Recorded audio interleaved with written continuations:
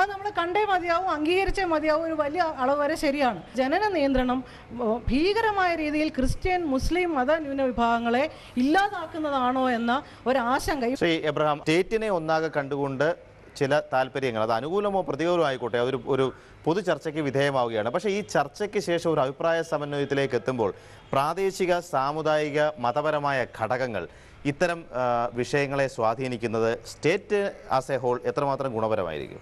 ഇപ്പോൾ നമ്മുടെ ഇവിടെ ഉള്ള ആളുകളുടെ എണ്ണം എന്തുകൊണ്ടാണ്? പഴയ തലമുറയിൽ 7, 8, 10 മക്കളും വീടുകൾ ഉണ്ടായിരുന്നുകൊണ്ടാണ് ഇപ്പോൾ ഒരു നമ്പർ ഉള്ളത്. പക്ഷേ ഈ നമ്പർ നിങ്ങൾ നോക്കിക്കോ, ഒരു തലമുറ കഴിയുമ്പോൾ കൂപ്പുകുത്തുന്ന കാണാൻ സാധിക്കും. അപ്പോൾ ഏറ്റവും കൂടുതൽ കുറയാൻ പോകുന്നത് എവിടെയായിരിക്കും അറിയാമോ? ഹൈന്ദവരുടെ ഇടയിലായിരിക്കും. ഞാൻ ജാതി മതം നോക്കാതെ തന്നെ വ്യക്തമായിട്ട് പറയാം, ഹൈന്ദവരുടെ ഇടയിൽ, പ്രത്യേകിച്ച് നായന്മാരുടെ ഇടയിൽ 1.5 കുഞ്ഞുങ്ങൾ ഇന്ന് ശരാശരി ഉള്ളൂ. 1.5 കുഞ്ഞുങ്ങൾ. ഒരു മതത്തിന് വേണ്ടി പറയുന്നവനല്ല. ഇത് സമൂഹത്തിന് നിലനിൽപ്പിന് തന്നെ അപകടകരമായ ഒരു കാര്യമാണ്. ഇനി നമ്മുടെ ഇടയിൽ എന്തുകൊണ്ടാണ് ഈ ബുദ്ധിമുട്ടുണ്ടാകുന്നത്? നമ്മുടെ ഇവിടെയുള്ള സ്വത്ത്, അമ്പാരിയുടെ കാര്യമൊക്കെ പറയുന്നത്, സ്വത്ത് വേണ്ട വിധത്തിൽ എല്ലാവരുടെ കയ്യിൽ എത്തുന്ന കാര്യത്തിന് വേണ്ടി നമ്മൾ അധ്വാനിക്കുന്നില്ല. എനിക്ക് പണമുണ്ടെങ്കിൽ എൻ്റെ കയ്യിൽ ഞാൻ സൂക്ഷിക്കും, അത് വേറെ ആൾക്ക് കൊടുക്കുകയല്ല. ആ കാഴ്ചപ്പാടിന് മാറ്റം വന്നാൽ അടിസ്ഥാന മാറ്റം. അത് കുഞ്ഞുങ്ങളെ കുറച്ചുകൊണ്ടല്ല. പിന്നെ ഒരു തെറ്റിദ്ധാരണ വന്നിട്ടുണ്ട്. 8, 10 മക്കളെന്നുള്ള ചിന്തകര് പറയുന്നില്ല. ഞാൻ പറയും, എൻ്റെ വ്യക്തിപരമായ കാഴ്ചപ്പാട് പറഞ്ഞാൽ 3, 4 എന്നുള്ളൊരു നമ്പറെങ്കിലും കുടുംബങ്ങളിൽ ഉണ്ടായെങ്കിൽ മാത്രമേ കുഞ്ഞുങ്ങൾ മാനസികാരോഗ്യത്തിൽ വളരുകയുള്ളൂ. മനഃശാസ്ത്രം പറയുന്നു. കാരണം ഇന്ന് ആദ്യം ഉണ്ടാകുന്ന കുഞ്ഞിന് നമ്മുടെ നാട്ടിൽ പറയുന്നൊരു പേരുണ്ട്, കടിഞ്ഞു പൊട്ടൻ. രണ്ടാമത് അരപ്പൊട്ടൻ എന്ന് പറയും. എന്ന് വെച്ചാൽ വേറെ ഒന്നല്ല, അമ്മയുടെ വികാരങ്ങൾ, അമ്മയുടെ ഉത്കണ്ഠ, ആകുലതയും ഭയവും എല്ലാം സ്വീകരിച്ച കുഞ്ഞ് പുറത്തു വരുന്നത്. മൂന്നാമതൊരു കുഞ്ഞുണ്ടാകുമ്പോൾ അമ്മയ്ക്ക് ഈ വികാരങ്ങളില്ല, അമ്മയ്ക്ക് ഉത്കണ്ഠയില്ല, ആകുലതയില്ല, ആത്മധൈര്യത്തിലാണ് കുഞ്ഞിന് ജന്മം കൊടുക്കുന്നത്. ആ കുഞ്ഞ് പുറത്തു വരുമ്പോൾ കഴിവുള്ള കുഞ്ഞായി വരും. ഇങ്ങനെ കഴിവുള്ള കുഞ്ഞുങ്ങൾ ഇന്ന് സമൂഹത്തിൽ ഉണ്ടാകുന്നുണ്ടോ? രാഷ്ട്രീയ മേലെടുത്ത് നോക്കിയേ, പുതിയ നേതാക്കൾ വളർന്നു വരുന്നുണ്ടോ?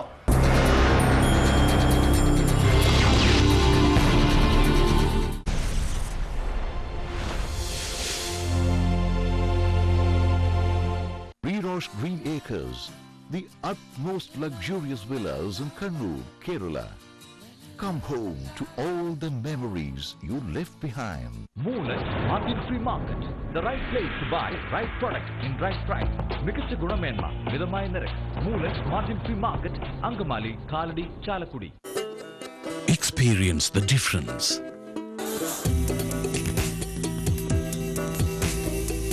Ambience of a hotel, comfort of a home, value for money. Each unit with living cum dining room and fully furnished kitchenette. Enjoy exciting moments of your life with Star Homes Apartment Hotels in Cochin. Star Homes Apartment Hotels, Cochin. Little drops of olive make your skin shimmer and make you look younger. Oliva Beauty Soap, the magic of olive. Stay beautiful. Hey, promotion കിട്ടിയ congrats ഡോ. Increment promotions അതൊക്കെ ശരിയാ, പക്ഷെ എന്റെ എന്നത്തെയും ആഗ്രഹം ഒരു book shop തുടങ്ങണമെന്നാ. Retire ആയാലുടൻ അത് വേണം. ഇതിനേക്കാളും വലുതായിരിക്കും എന്റെ ബുക്ക് ഷോപ്പ്. ക്രിക്കറ്റ് ബുക്സും കാണും. എന്നാണ് ഇതെല്ലാം ചെയ്യാ? കേക്കിൽ 60 കാൻഡിൽസ് ഉള്ളപ്പോഴോ? ഇന്നു തന്നെ ഇൻവെസ്റ്റ് ചെയ്യൂ അവിവയുടെ റിട്ടയർമെന്റ് പ്ലാൻസിൽ. നിങ്ങൾക്ക് മനസ്സിലുള്ള ആഗ്രഹം നിറവേറ്റാൻ 60 വയസ്സുവരെ കാത്തിരിക്കേണ്ട. കേക്കിൽ 60 കാൻഡിൽസ് ആകുമ്പോഴേക്കും ഒന്നല്ല ഒരുപാട് ബുക്ക് ഷോപ്സ് കാണും. അവിവ ലൈഫ് ഇൻഷുറൻസ്, ഭാവിക്ക് മേൽ നിയന്ത്രണം.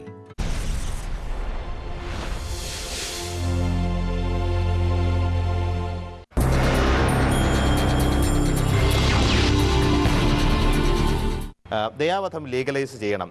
ആഗോളതലത്തിൽ പല ചർച്ചകൾ ഇതേക്കുറിച്ച് നടക്കുന്നുണ്ട്. ഈ ഒരു നിർദ്ദേശത്തോട് എങ്ങനെ പ്രതികരിക്കുന്നു? ഇത് കൂടുതലും എൻകറേജ്മെൻറ്റ് കൊടുത്തത് ഈ മൂവ്മെൻറ്റിന് ഹിറ്റ്ലറാണ്. അന്ന് ലൈഫ് അൺവേർതി ഓഫ് ലിവിങ്, അങ്ങനെയുള്ളവരെ എല്ലാവരെയും കൊല്ലുക. കാരണം സമൂഹത്തിന് പ്രൊഡക്റ്റീവായിട്ടുള്ളൊരു പോപ്പുലേഷനെ വളർത്തെടുത്തുക എന്നുള്ളതായിരുന്നു ഹിറ്റ്ലറിൻ്റെ എയിം. സോ ഇന്ന് ഞാൻ വർക്ക് ചെയ്യുന്ന ക്യാൻസർ ഹോസ്പിറ്റലിൽ എന്നും കാണുന്നൊരു കാര്യമാണ് മരണം. We enter life, we leave life. നമ്മൾ ജീവിതത്തിൽ പ്രവേശിക്കുന്നു, ജീവിതം വിടുന്നു. 2 ഇമ്പോർട്ടൻ്റ് ഇവൻറ്റ്സ്. ആൻഡ് മരണം ഒരു പരാജയമോ തോൽവിയോ അല്ല. തരുന്ന ആൾക്കേ ജീവനെടുക്കാൻ അവകാശമുള്ളൂ. And there is a slice of divinity in each one of us. I believe man is God breathed. അതുകൊണ്ട് ഒരു പൊട്ടാഷ്യം ക്ലോറൈഡോ ഒരു നാർക്കോട്ടിക് ഇഞ്ചെക്ട് ചെയ്ത് പേഷ്യൻറ്റിനെ കൊല്ലാൻ ഉള്ള അവകാശം മനുഷ്യന് ഇല്ല. അഡ്വക്കേറ്റ് ശിവൻ മഠത്തിൽ ജീവൻ മുമ്പോട്ട് നിലനിർത്തിക്കൊണ്ട് പോകാൻ കഴിയാത്ത ഒരവസ്ഥ, വളരെ ദുർഘടം പിടിച്ച ചില അവസ്ഥകളിൽ മരിക്കാൻ ഒരാൾ ആഗ്രഹിക്കുന്നു, അല്ലെങ്കിൽ ഈ ജീവിതം മുമ്പോട്ട് കൊണ്ടുപോകാൻ ഒരാൾ ആഗ്രഹിക്കുന്നില്ല. ആ തരത്തിൽ ഒരു ഫിസിഷ്യൻ്റെ സപ്പോർട്ടോടുകൂടി ജീവൻ ഇല്ലാതാക്കാൻ ഒരാൾക്ക് അവകാശമുണ്ടോ? അത് നിയമവിധേയമാക്കുന്നതിന് എന്തെല്ലാം പ്രത്യാഘാതങ്ങളുണ്ടാവും? ഡോക്ടർ പറഞ്ഞ കാര്യം വളരെ പ്രധാനപ്പെട്ട ഒരു ആസ്പെക്റ്റാണ്. ദൈവികതയിൽ വിശ്വസിക്കുന്ന ഒരു ലോകം ആ ജനതയെ സംബന്ധിച്ചിടത്തോളം നൽകുന്ന ജീവൻ തിരിച്ചെടുക്കുവാനും അദ്ദേഹത്തിന് അവകാശമുള്ളൂ എന്ന് പറയുന്ന ആ ഒരു ആപ്തവാക്യത്തെ അല്ലെങ്കിൽ ആ ഒരു ഫിലോസഫിയെ ഞാൻ എതിർക്കുന്നില്ല. പക്ഷെ നമ്മൾ ചില യാഥാർത്ഥ്യങ്ങൾ മനസ്സിലാക്കണം. ഒരു മനുഷ്യൻ മരണത്തോട് മല്ലടിച്ച് കിടക്കുന്നു, അദ്ദേഹത്തിന് ഒരിക്കലും പിന്നെ ജീവിതത്തിലേക്ക് എത്താൻ കഴിയില്ല എന്ന ആ ഒരു തിരിച്ചറിവ് അദ്ദേഹം മനസ്സിലാക്കുന്നു, അദ്ദേഹത്തിൻ്റെ ബന്ധുക്കൾ മറ്റുള്ളവരുണ്ട് അവരും മനസ്സിലാക്കുന്നു. നമ്മളൊരു കാര്യം മറന്നു പോകരുത്, അദ്ദേഹത്തിൻ്റെ റിസോഴ്സസ് അല്ലെങ്കിൽ അദ്ദേഹത്തിൻ്റെ പിന്നെ ആസ്തി അല്ലെങ്കിൽ വിഭവങ്ങൾ എന്ന് പറയുന്നത് വളരെ പരിമിതമായിരിക്കാം. അദ്ദേഹത്തിൻ്റെ കാലശേഷം ആ കുടുംബം വീണ്ടും വളർന്നു വരണം. അപ്പോൾ ആ ഉള്ള എല്ലാ സ്വത്തുക്കളും അദ്ദേഹത്തിൻ്റെ ചികിത്സയ്ക്കായി മാറ്റിവെക്കുകയും എന്നാൽ ആ ചികിത്സയിൽ നിന്ന് ഒന്നും തന്നെ നമുക്ക് നേടാൻ കഴിയാതെ മരണത്തിലേക്ക് കൂപ്പിക്കുത്തി പോകുന്ന ഒരവസ്ഥയിൽ അദ്ദേഹം മാത്രം പറഞ്ഞാൽ ദയാവാദം ആകില്ല. മറിച്ച് സുരേഷ് പറഞ്ഞ ഒരു ഡോക്ടറുടെ മാത്രമല്ല ഡോക്ടേഴ്സിൻ്റെ 3 ഡോക്ടേഴ്സിൻ്റെ വിദഗ്ധമായ പരിശോധനയിൽ ഈ പറഞ്ഞ 3 കാര്യങ്ങൾ, ഒന്ന് അദ്ദേഹത്തിന് ചികിത്സ കൊടുത്താൽ ഇനി വലിയ പ്രയോജനമില്ല, ഒരിക്കലും പ്രയോജനപ്പെടില്ല എന്നുള്ള അസംഖ്യമായ ഒരു ഫൈൻഡിങ്. 2, അദ്ദേഹത്തിന് അസഹനീയമായ വേദന കൊണ്ട് അദ്ദേഹത്തിന് ആ ഒരു അവസ്ഥകളൊക്കെ മനസ്സിലാക്കിയതിന് ശേഷമാണ് വോളണ്ടറിലി ആയിട്ട് അദ്ദേഹം ദയാവധത്തിന് അപേക്ഷ കൊടുക്കുമ്പോൾ അത് കൺസെന്റ് കൊടുക്കണോ വേണ്ടയോ എന്നുള്ളത് കണ്ടീഷനിലാണ്. ഒരു വ്യക്തിക്ക് മരണം സ്വയം തിരഞ്ഞെടുക്കാനുള്ള അധികാരം നൽകുന്നത് ആശാസ്യമാണോ അല്ലയോ എന്നുള്ളതാണ് പ്രാഥമികമായിട്ട് ഇതേക്കുറിച്ച് ഉയർന്നു വരുന്ന ഒരു ആശങ്ക. തീർച്ചയായിട്ടും മരണം എന്ന് പറയുന്നത് സ്വയം തീരുമാനിക്കാൻ അവർക്ക് അവകാശം കൊടുക്കേണ്ടത് തന്നെയാണ്. ബാലൻസ്ഡ് ആയിട്ടുള്ളൊരു മനസ്സുള്ള ഒരാളെ സംബന്ധിച്ചിടത്തോളം അയാൾ മരിക്കാൻ തീരുമാനിക്കുന്നു, അയാൾക്ക് മരിക്കാൻ അവകാശം കൊടുക്കേണ്ടതല്ലേ എന്ന ചോദ്യത്തിന് അതൊരു ഹ്യൂമൻ റൈറ്റ് എന്നുള്ള നിലയ്ക്ക് സ്വന്തമാണ്. നമ്മൾ മറ്റൊരാളെ കൊല്ലാനല്ല, സ്വയം മരിക്കാൻ ഒരാൾക്കുള്ള അവകാശം എന്ന് പറഞ്ഞാൽ ഒരു തരത്തിൽ പറഞ്ഞാൽ അതൊരു മനുഷ്യാവകാശമാണ്. പക്ഷേ ഇവിടെ ഒരു ചെറിയ പ്രശ്നം വരുന്നത്, ഈ പറയുന്ന തരത്തിലുള്ള ദയാവധം ഇന്നത്തെ കാലത്ത് നമുക്കറിയാം അതിഭീകരമായ അഴിമതിയുടെ ഒരു കാലമാണ്. നമുക്കറിയാം ഡോക്ടർമാരെ അല്ല, എഞ്ചിനീയർമാരെ അല്ല, ആരെ വേണമെങ്കിലും കൈക്കൂലി കൊടുത്ത് നമുക്ക് കയ്യിലെടുക്കാൻ കഴിയുന്ന ഒരു സാമൂഹ്യ സാഹചര്യം ഇന്നുണ്ട്. അതുകൊണ്ട് തന്നെ ദയാവധം ഒരാൾക്ക് അർഹിക്കുന്നുണ്ട്, യഥാർത്ഥത്തിൽ അർഹിക്കുന്ന ആളാണ് എന്ന് തീരുമാനിക്കാൻ, കാരണം ഇന്നെല്ലാം പണത്തിൻ്റെ ഒരു അടിസ്ഥാനത്തിലായതുകൊണ്ട് സ്വത്തിനു വേണ്ടിയോ മറ്റെന്തെങ്കിലും താല്പര്യത്തിനോ അത് ചെയ്തുകൂടായികയില്ല.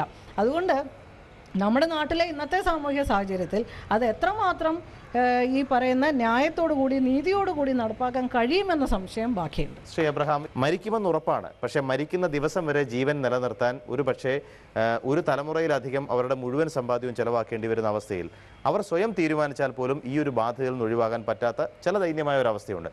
ഇതിൻ്റെ രണ്ടിൻ്റെ ഇടയ്ക്ക് ഒരു വേർതിരിവ് എങ്ങനെ സാധ്യമാണ്? ഒരു വ്യക്തി രോഗിയായി കഴിഞ്ഞാൽ അയാൾക്ക് സ്വാഭാവികമായ മരണം അയാൾക്ക് സ്വാഭാവികമായി സ്വീകരിക്കാവുന്നതാണ്. എന്നാൽ ആ മരണത്തിന് ആ രോഗത്തിൻ്റെ ചികിത്സയ്ക്ക് വേണ്ടി അതികഠിനമായ വലിയ എക്സ്ട്രാ ഓർഡിനറി ആയ ട്രീറ്റ്മെൻറ്റ് എന്ന് പറയുന്നത് എല്ലാവരും സ്വീകരിക്കണമെന്ന് ബാധ്യതയില്ല ഒരാളുടെ അവസ്ഥ വെച്ചുകൊണ്ട്. അല്ലാതിരിക്കുന്നൊരു വ്യക്തി എന്ന് പറഞ്ഞാൽ അയാൾ സ്വാഭാവികമായ രോഗത്താൽ മരിക്കുന്നതാണ്. ആ മരണത്തെ നമ്മൾ എതിർക്കുന്നില്ല. എന്നാൽ ജീവൻ തന്ന ആ ദൈവത്തിന്, അതായത് എൻ്റെ നിങ്ങളുടെ ജീവൻ എൻ്റെ സ്വന്തമാണോ, നമ്മുടെ ആരുടെയും ജീവൻ സ്വന്തമാണോ?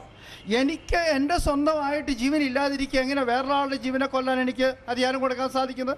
60 വയസ്സ് കഴിഞ്ഞ് വാർദ്ധക്യത്തിലേക്ക് പോകുന്ന മനുഷ്യരെ അവരുടെ സമ്പത്തിൻ്റെ അടിസ്ഥാനത്തിൽ മാത്രം അവരോട് നീതി പുലർത്തുന്ന ഈ സമൂഹത്തിൽ വാർദ്ധക്യം ഉപേക്ഷിക്കപ്പെടുന്ന ഈ കാലഘട്ടത്തിൽ അവരെ കൊല്ലാൻ കൂടി അവസരം കൊടുക്കുന്ന ഒരു നിയമനിർമ്മാണം ഇവിടെ നടന്നാൽ, ഇവിടെ നേരത്തെ മാഡം സൂചിപ്പിച്ചതുപോലെ കൊന്നു കുഴിച്ചു മൂടുന്ന ഒരു സ്ഥിതിവിശേഷത്തിലേക്ക് ഈ നിയമപ്രക്രിയ കൊണ്ടെത്തിക്കും എന്ന് കരുതാവുന്നതാണ്. വൈദ്യശാസ്ത്ര